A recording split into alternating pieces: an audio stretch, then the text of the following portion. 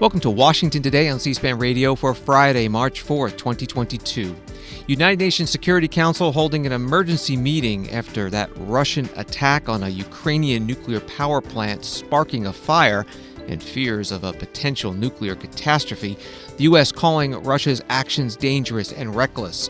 Russia denies it was responsible and accuses a Ukrainian sabotage group of committing arson. President Joe Biden welcoming the president of Finland to the White House, as Finland, along with Sweden, are now considering joining the NATO military alliance after years of neutrality due to Russia's war against Ukraine. NATO Secretary General saying the alliance is ruling out establishing a no-fly zone over Ukraine because it would mean NATO forces fighting Russian forces directly. And today, the U.S. Labor Department, with the February jobs report, 678,000 jobs added, unemployment rate falling to 3.8%. President Biden tweeting, "This is what building a better America looks like."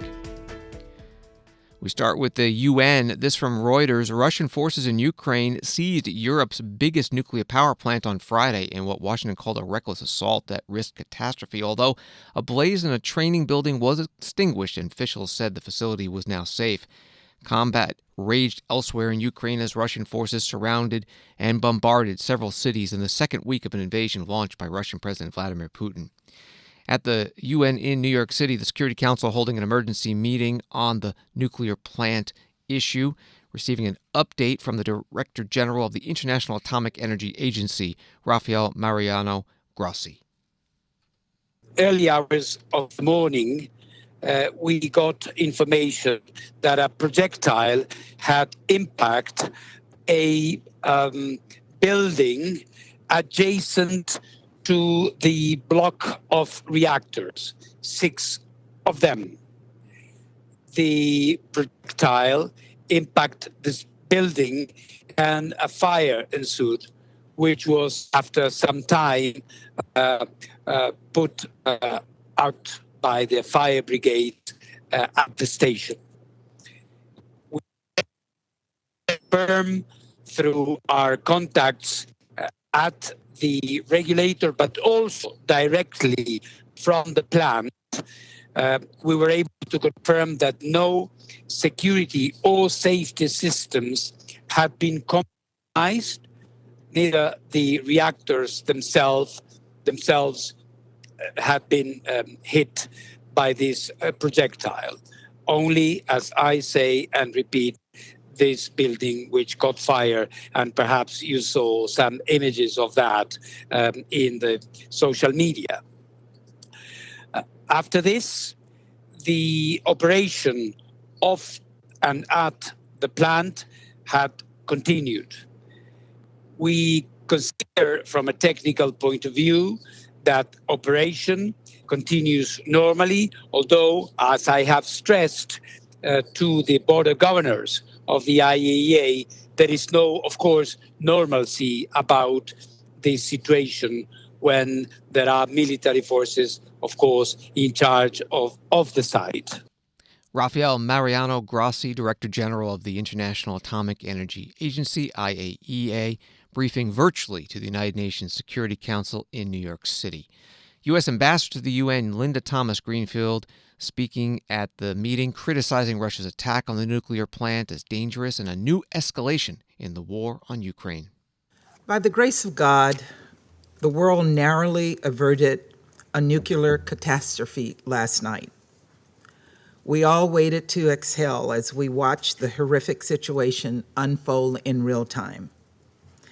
I applaud the ability of the Ukrainian operators to keep all 6 reactors in safe conditions while under attack and to report as they were able to their nuclear regulator. Moreover, we appreciate the State Nuclear Regulatory Inspectorate of Ukraine for its continuous updates to the IAEA and to the international community. We are gravely concerned that the Ukrainian operators are now doing their jobs under extreme duress. Russia's attack last night put Europe's largest nuclear power at grave risk. It was incredibly reckless and dangerous, and it threatened the safety of civilians across Russia, Ukraine, and Europe. As a first step, we call on Russia to withdraw its troops from the plant to permit medical treatment for injured personnel, to ensure operators have full access to the site and are able to communicate with nuclear regulators, and to allow the operators to conduct shift changes to ensure the continued safe operation of the plant. Ukrainian firefighters and nuclear engineers must have full access to the nuclear facility to assess damage, particularly to water intake piping, and mitigate a further deterioration of the situation if needed. Nuclear facilities cannot become part of this conflict. Linda Thomas Greenfield, U.S. Ambassador to the United Nations at today's Security Council meeting. Ukraine's UN ambassador also sitting in and going even further, accusing Russia of committing an act of nuclear terrorism. Washington Post writing about this, adding that Ukraine relies heavily on nuclear energy. Its 15 functional reactors situated in 4 power stations provide about half of the country's electricity. It was also the site of a 1986 nuclear meltdown that sent a radioactive cloud over Europe. The specter of the Chernobyl disaster has loomed large amid fighting near nuclear reactors in recent days. The Russian ambassador to the United Nations, Vasily Nebenzia, at today's UN Security Council meeting, denying that Russian forces attacked the plant and calling today's meeting another attempt by Russia and the West to fan fake hysteria. Today's meeting is another attempt by Kyiv authorities to kindle artificial hysteria around what is happening in Ukraine. And they're being assisted in this by their Western backers. Today, we have once again heard lies about how Russian troops attacked the Zaporizhzhia nuclear power plant. And this is all part of an unprecedented campaign of lies and disinformation against Russia. You're trying to present the situation in such a way as though the Zaporizhzhia nuclear power plant was allegedly shelled by the Russian military, as a result of which a fire broke out. These statements are simply untrue. The city of Enerhodar, the Zaporizhzhia nuclear power plant, or ZNPP, and the adjacent territories were taken by the Russian army under its control back on February 28th. As a result of negotiations with the management of the power plant, an agreement was reached to place it under the guard of the Russian military. The goal is to prevent the Ukrainian nationalists or other terrorist forces from taking advantage of the current situation to organize a nuclear provocation. The goal is also to ensure the security of the station and prevent interruptions in power supply to the population of Ukraine and European consumers. The Russian ambassador to the United Nations through an interpreter, Vasily Nebenzia. We covered the entire UN Security Council meeting on the C-SPAN networks. We've got it archived at our video library, cspan.org.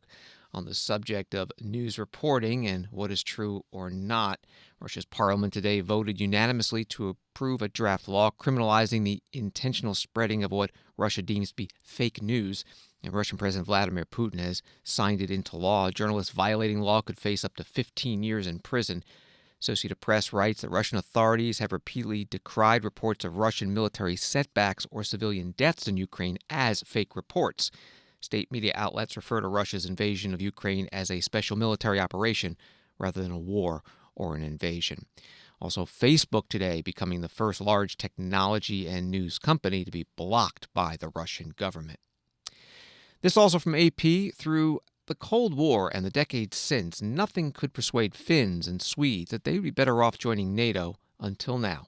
Russia's invasion of Ukraine has profoundly changed Europe's security outlook, including for Nordic neutrals Finland and Sweden, where support for joining NATO has surged to record levels. The president of Finland, Sauli Niinisto, met with President Joe Biden today at the White House. Welcome.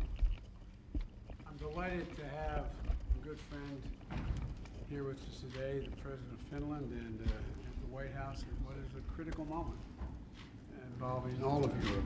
And, you know, we've been in regular touch for some time now and coordinated a united transatlantic response to Russian and holding Russia accountable for their unprovoked and unjustified aggression against Ukraine.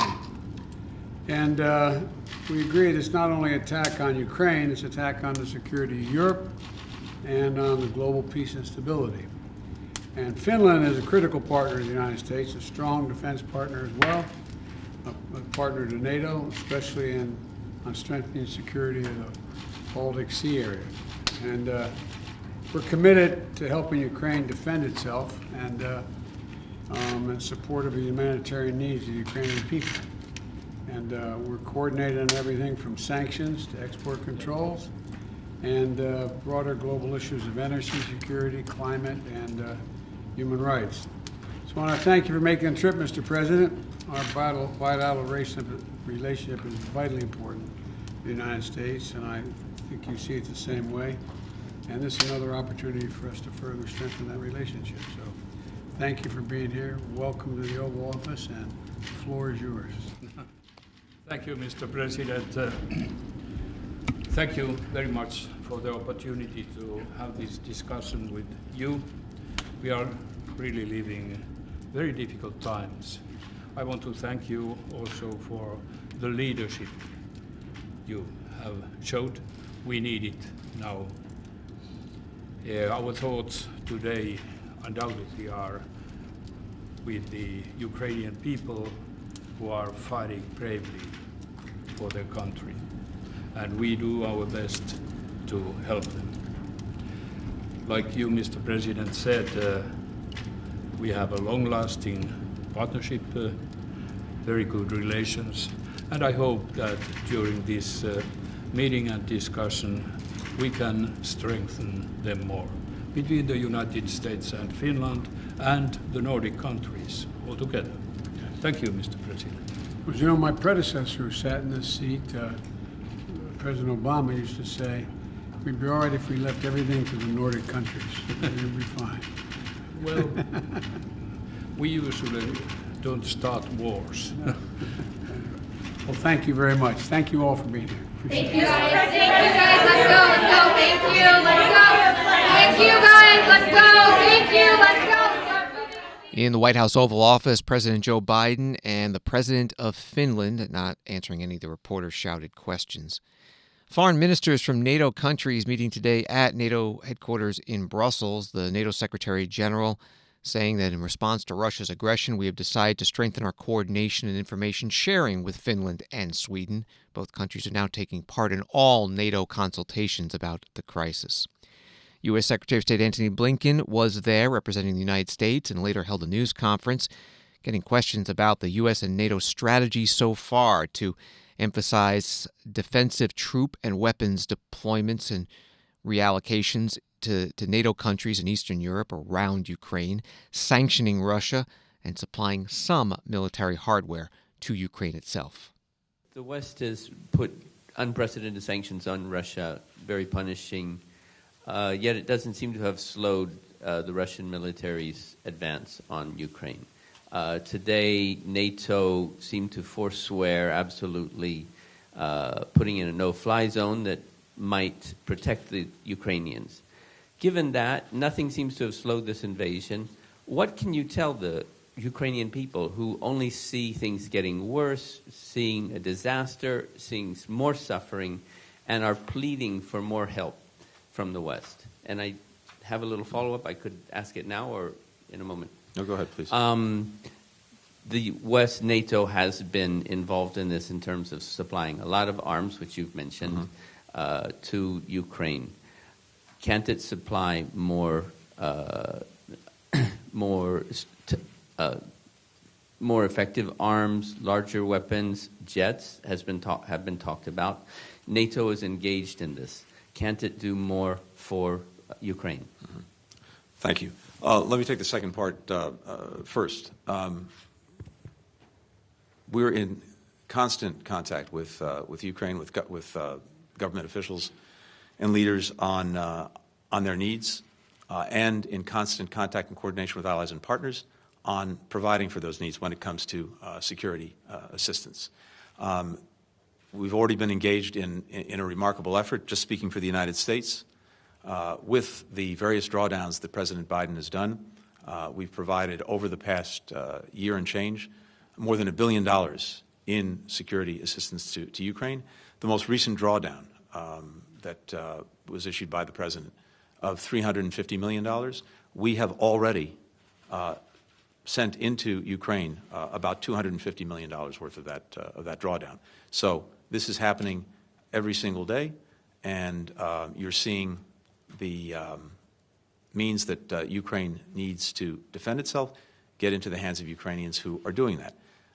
Having said that, one of the things that we talked about at length today in our various meetings at NATO and the EU was what more we can do and how to do it effectively.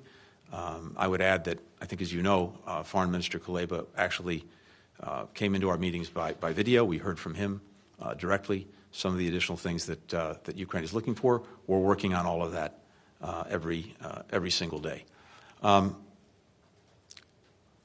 We're also a week and change into this horrific war wrought by Russia. We've had already a dramatic impact far beyond, I think, what anyone would have expected on Russia and its economy. The ruble is trading at its weakest levels ever. It's worth less than a penny. Russian authorities are expecting exporters to sell at least 80% of the foreign currency that they have to prop up what is a rapidly weakening currency. The stock market's been closed for days due to a fear of capital flight once it opens. This is the longest stretch of emergency closure since Russia defaulted back in the 1990s. The CBR has more than doubled their key interest rate. It's the central bank to 20%, the highest in almost 20 years. Capital controls, et cetera. We're seeing, I have a list 5 pages long of all the businesses that have left Russia. But the impact is there, it's powerful, it's real, and it is building. So let's see how Russia responds to that as this really takes hold and takes a grip. Second, as we've been demonstrating by not only what we've been saying, but what we've been doing, the support for Ukraine is real, profound, extensive. The security assistance that we just talked about, that continues to go in. The humanitarian support that we continue to build in response to the humanitarian horror that Russia has wrought, as well as economic assistance. Unfortunately, this is not like flipping a light switch. It takes time, and when you have, in the case of Russia and President Putin's Russia, a country that is prepared to go to excessive means to achieve its results, it is a real challenge. But not only are we at it every day, I think what the Ukrainian people can see is virtually the entire world united in support of them, in support of their cause of independence, territorial integrity, freedom, demonstrated by the meetings we had today, demonstrated by the 141 countries that came together at the United Nations to make that clear. So there is a huge tide of support for Ukraine. There is a huge weight bearing down on Russia. Let's see what the impact is. The Secretary of State, Antony Blinken, a news conference in Brussels, Belgium, where he took part in foreign minister meetings from the ministers from NATO countries and the G7, the world's largest developed countries. Blinken also asked today about the prospect of further sanctions on the Russian oil sector, such as banning imports of Russian oil to the U.S., and he echoed what the White House has been saying for the past couple of days, that the Biden administration is opposed for now over concerns it could raise energy costs and negatively impact the U.S. and European economies, but that the potential is still there. The G7 foreign ministers, after their meeting, issuing a statement saying those responsible in Russia for military attacks on civilians in Ukraine would be held accountable for what could be war crimes, crimes against humanity, or genocide. This as reports come in the use of cluster bombs and other banned munitions. International Criminal Court prosecutor has started an investigation. dealing with what could be happening in Ukraine. Also addressing the NATO ministers today, Ukraine's foreign minister, Dmitry Kuleba, who tweeted a video asking for more help for his country and adding this, "My message, act now before it's too late. Don't let Putin turn Ukraine into Syria." Thank you for everything you've done, but this is the war. And in the war, everything needs to be done until the moment that we prevail. We, together, for the sake of security in Europe, for the sake of prosperity of Europe. Russia tries to turn Ukraine into Syria, and the tactics they deploy are very similar to the one they excelled in Syria. But we should not allow them to create Syria in Europe. We are ready to fight. We will continue fighting, but help us.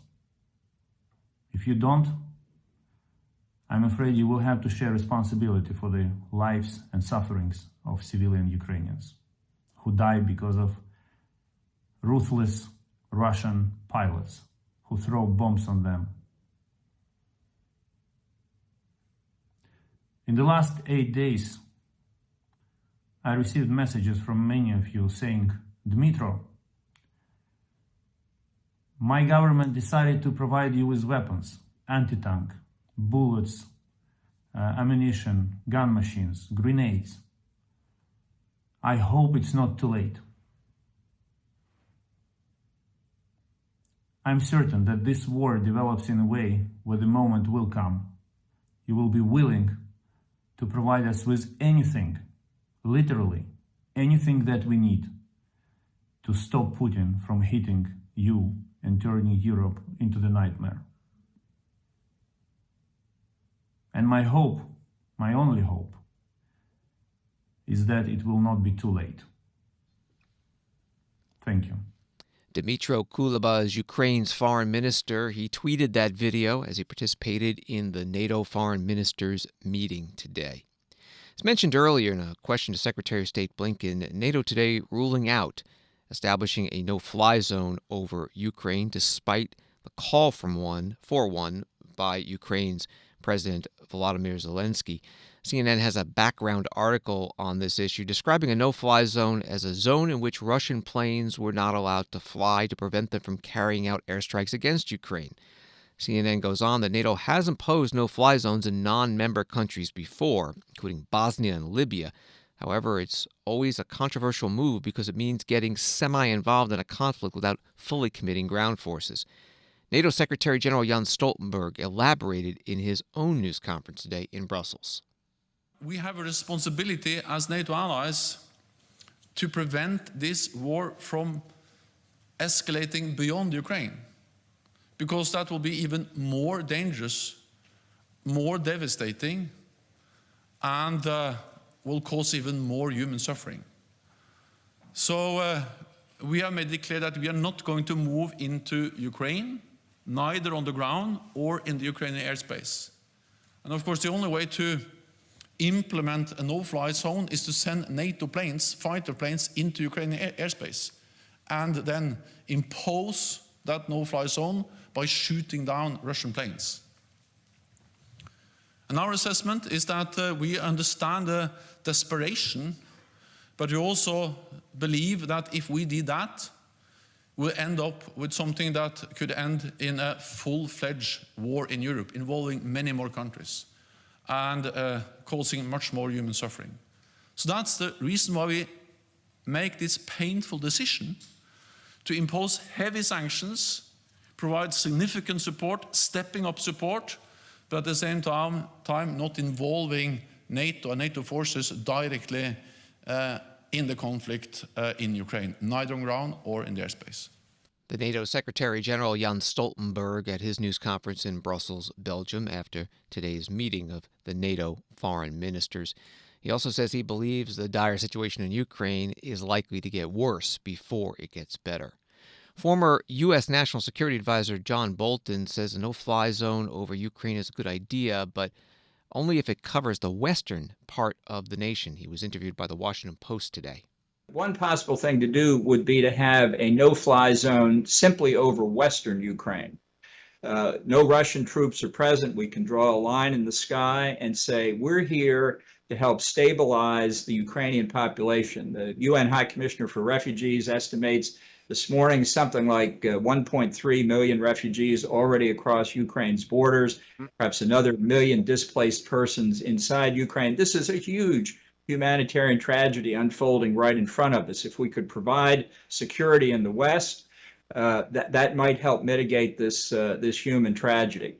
Otherwise, we are going to be spectators. And I think we've all got to ask ourselves from a strategic point of view what the implications are, not just in Moscow, but in Beijing and other adversary capitals as we watch Ukraine potentially being ground into the dust.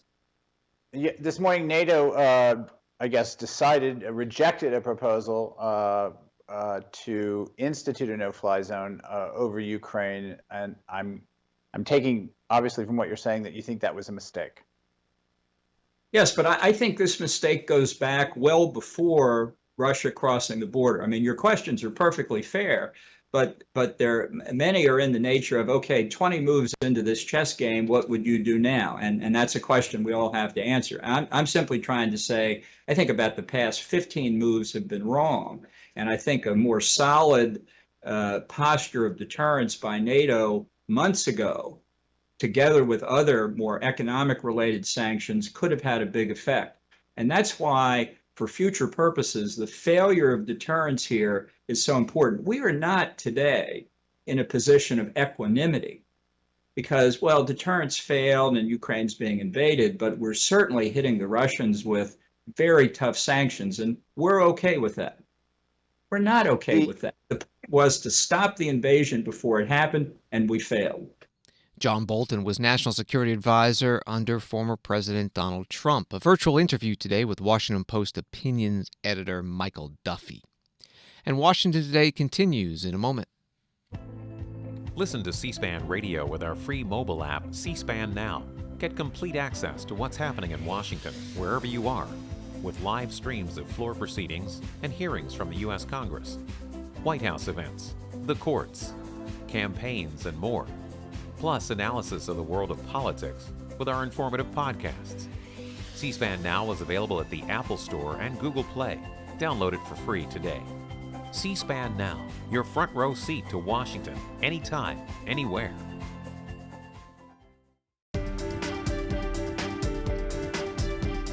Welcome back to Washington Today, which you can get as a podcast on the free C-SPAN Now mobile video app and wherever you get your podcasts. We'll have more on the war between Russia and Ukraine coming up. But first, for this from the New York Times, job growth accelerated last month as falling coronavirus cases brought customers back to businesses and workers back to the office. U.S. employers added 678,000 jobs in February, the Labor Department said Friday. The gain topped economics forecast for a second straight month after employers in January shrugged off a spike of coronavirus cases and kept hiring workers. The unemployment rate in February fell to 3.8%, reporting from the New York Times. President Biden with this reaction. Earlier this week in my State of the Union address, I said there was something happening in America, starting with historic economic recovery that we're seeing right now. And today, we've learned that in February, our economy created 678,000 new jobs. 678,000 new jobs. And over the course of my presidency, our economy has now created 7.4 million jobs. More jobs created in a 13-month period than any time ever before in our history. And we've learned that in February, the unemployment rate fell to 3.8%, down from 6.4% the day I took office, beginning in 2021, which is the fastest decline in unemployment rate in recorded history because of all of you. And by the way, before the American Rescue Plan passed, the Congressional Budget Office didn't project our unemployment rate to hit 3.8% at any time over the entire decade. Americans are back to work. Yes, family budgets are still tight, but a lot of Americans are getting paychecks this year more than they got last year, and restoring the dignity of work so they can show up at work with some pride. You know, job gains in February were broad-based across sectors, from construction to retail to manufacturing to leisure and hospitality. The decline in unemployment rate was broad-based as well. The fact that unemployment rate among workers without high school degrees fell to 4.3%, the lowest on record since we've been keeping records, 4.3%. It's amazing. President Joe Biden in the Eisenhower Executive Office building. He was joined there by the CEO of the technology company Siemens USA, announcing a more than $50 million investment in producing equipment for the electrical infrastructure, expected to create 300 jobs in California, Texas, and other states. On the Labor Department jobs report, the New York Times notes that the data was collected in mid-February, and that was before the Russian invasion of Ukraine, which roiled global financial markets and caused a sharp increase in energy prices.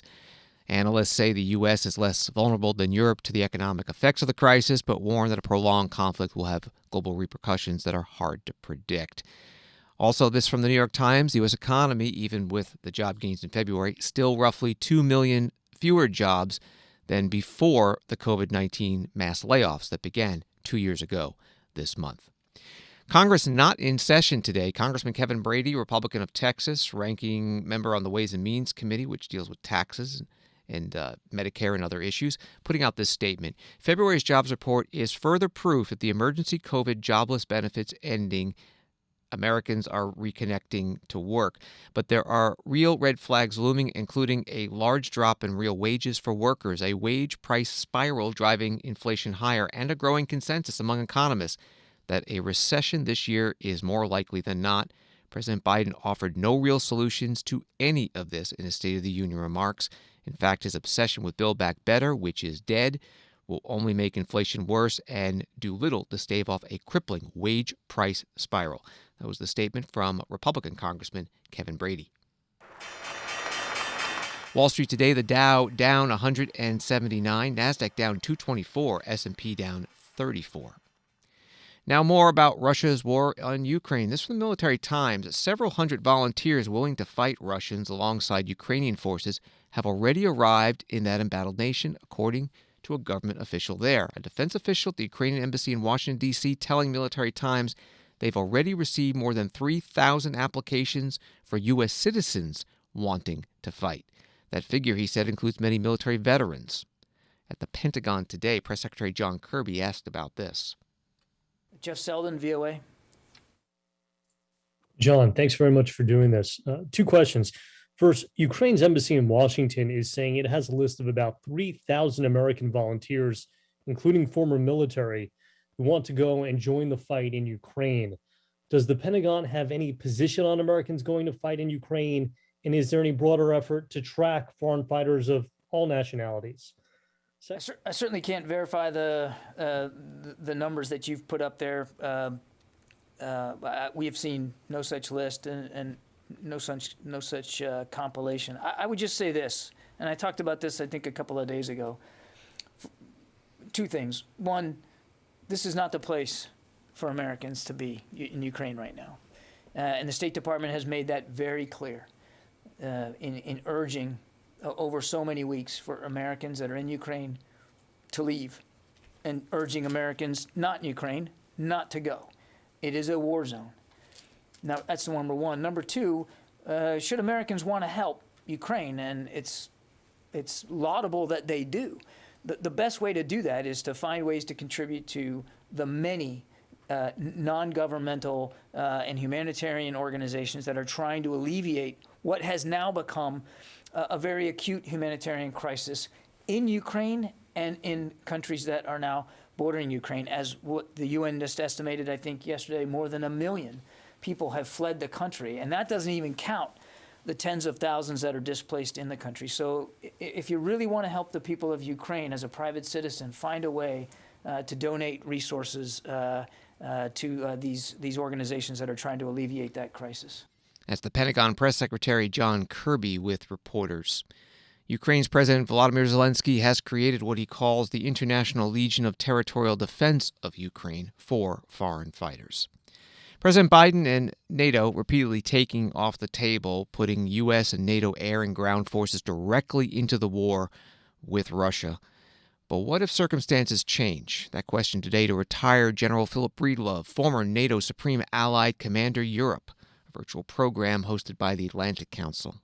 Another question from Finland, this time for General Breedlove, and a rather provocative question, too. It's from Mikko Lakonen, and the question is this. If the Western world decided to intervene in this horrid war, what would such an operation potentially look like? Well, yes, that is a provocative question, since both the leaders of NATO and the leaders of the United States have said we are not going to do that. But first of all, things are being proposed right now, which could be executed relatively quickly, like a fairly comprehensive no-fly zone. And the direct aid to humanitarian assistance going in and out. These things, I think, are easy first steps that would signal to our Russian opponents that we're not interested in making this bigger. We're interested in shutting this down. Clearly, there could be more bellicose responses, and then I think we truly are in a situation where we have to be careful where it leads. But the fact of the matter is, and this is what we're advocating for and what the conversation I had with David, there are first steps that could be done which could make a difference and signal that we're ready to try to get out of what's going on as opposed to accelerate what's going on. And that would be the things I would propose. And let's do this. They may not agree and they may not even come, but let's have the conversations even with Russia saying, listen, enough. And we're going to do this so that we can take care of all the people that you are killing and maiming and causing to be homeless, et cetera, et cetera, et cetera. And so I think those first steps are things that should be considered. Retired General Philip Breedlove. He was NATO Supreme Allied Commander Europe 2013 through 16, part of a program today hosted by the Atlantic Council. Senator Lindsey Graham, Republican from South Carolina, saying on Fox News Channel Thursday night he believes that the best way to end the conflict between Russia and Ukraine is for someone to kill President Vladimir Putin.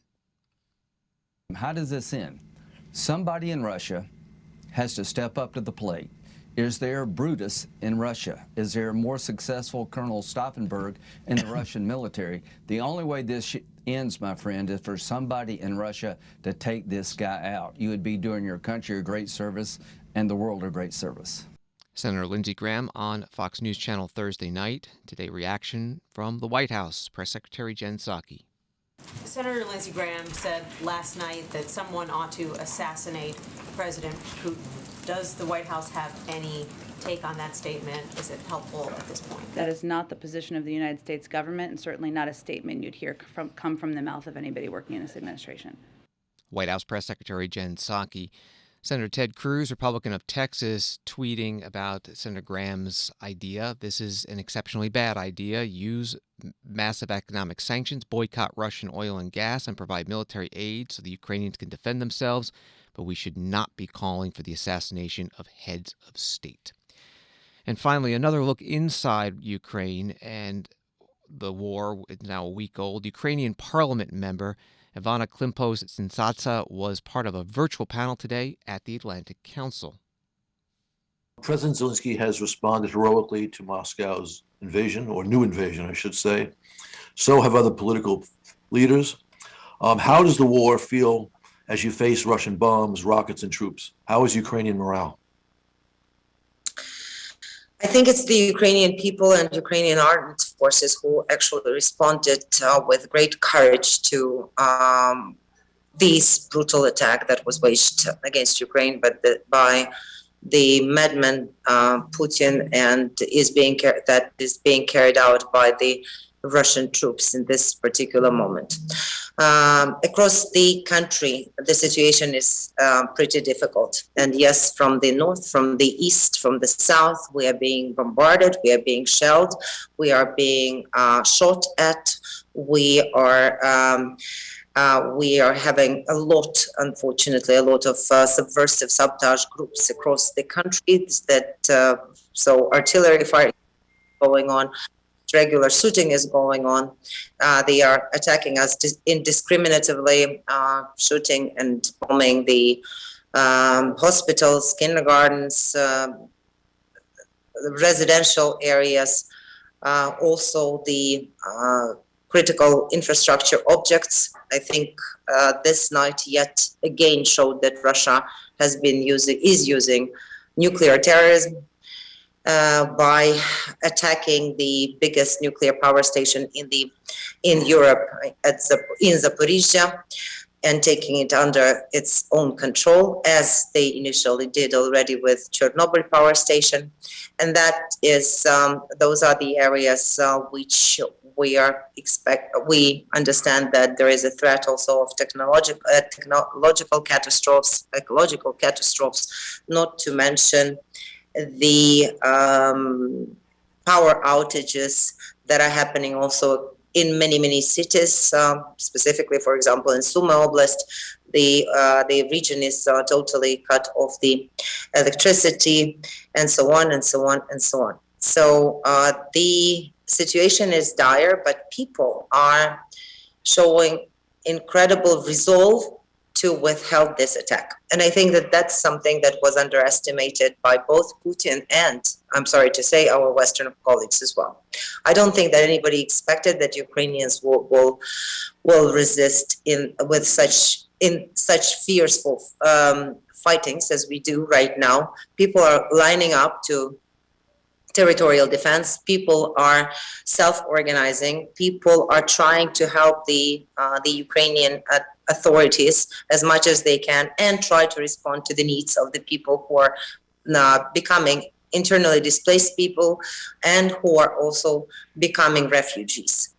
So all of this is ongoing, but definitely during the war, there is a lot of disorganization. There is a lot of maybe duplication of different activities, and that creates additional pressure on people, not to mention the psychological pressure that is being exerted at Ukrainian people. I think all this fights and all this shellings and all the pressure on the civilians that is being done, and the use of forbidden weapons such as cluster bombs, such as vacuum bombs that has already taken place on the territory of Ukraine by Russian forces, is used in order to frighten Ukrainians, in order to disorganize us, and in order to disable us from fighting back. Ivana Klimpus-Zinsatsa is a Ukrainian parliament member taking part in an Atlantic Council panel today virtually. The head of the World Food Program saying the UN organization is putting in motion systems to feed from about 3 million to 5 million people inside of Ukraine. Thanks for listening to Washington Today. Get more headline Washington stories sent to you every day with C-SPAN's evening newsletter Word for Word. You can subscribe at c-span.org/connect. Have a good night and weekend.